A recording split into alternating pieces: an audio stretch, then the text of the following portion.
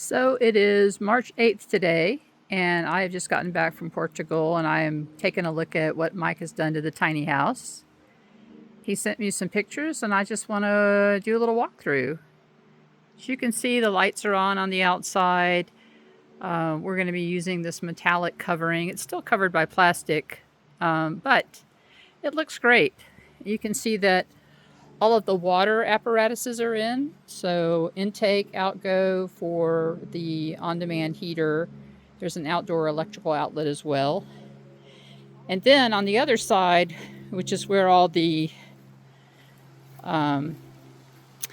connections for electrical are and for internet, they're all wired in as well.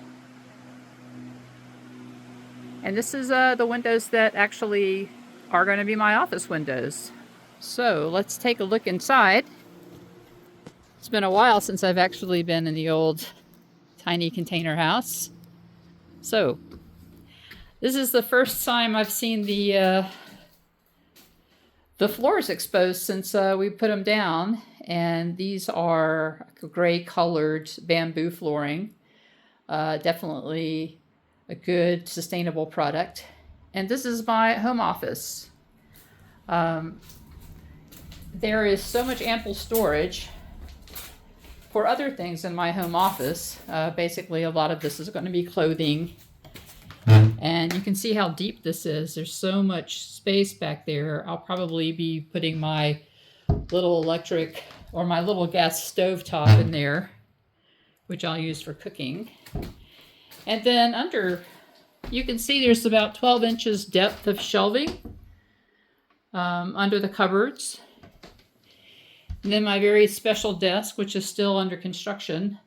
Essentially, it's going to be a stand-up, sit-down desk.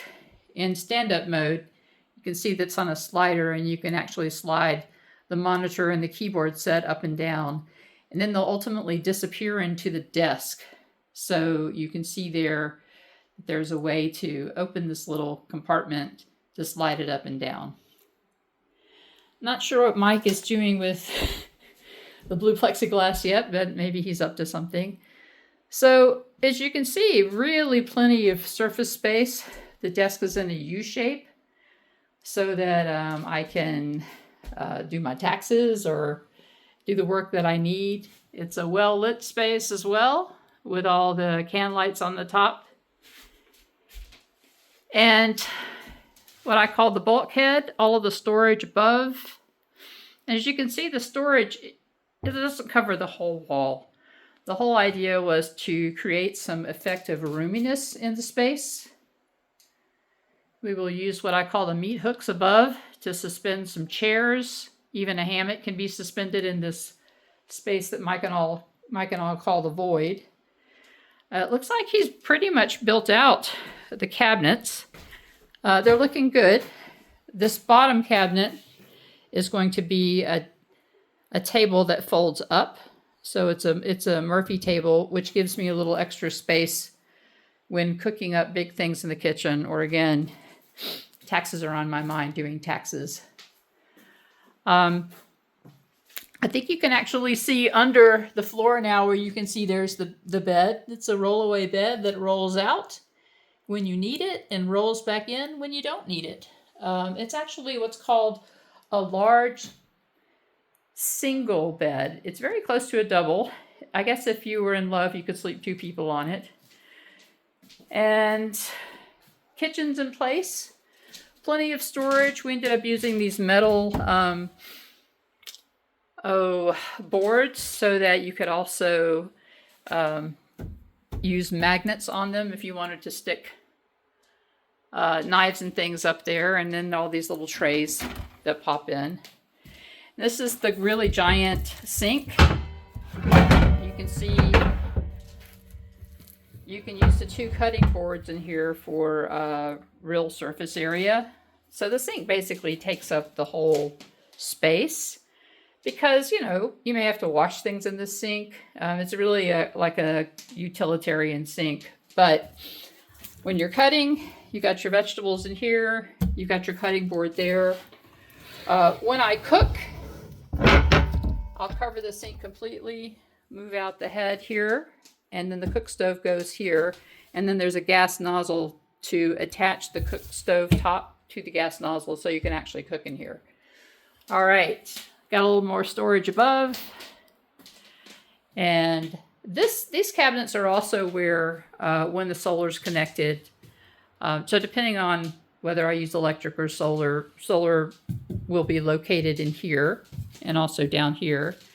And then this is the operations board for the electrical.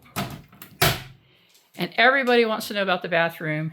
It looks to me like the shower is in, and we used plexiglass in the shower, this brilliant blue, and we found some flooring that was waterproof that we popped in.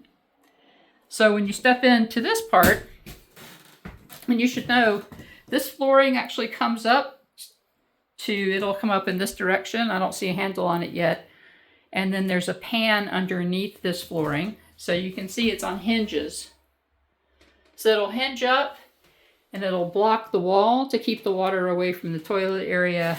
And then a door, that's the door right there, is going to be installed here to keep the water out of the tiny house. And this is basically the toilet area. You can see where the white part starts, the blue part ends. And right behind the toilet is where the on-demand water heater is. And that is the exhaust tubing that will probably leave exposed because I think exposed, it probably takes up a little less space.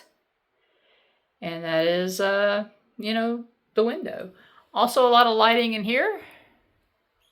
We got the good Euro style. It's interesting what Mike's been doing in here. And he has blocked out this little nubbin here. It's actually a part of the container. That's a hook there from the old container shell. All right, that's about it for me. Hope you enjoyed this latest update. I'm really digging the tiny house. I'm ready to find out where it's going to be located and start living in it. Hopefully this year. All right, next update is probably going to be a little more finished look, and I'll probably have Mike walking us through this. Bye.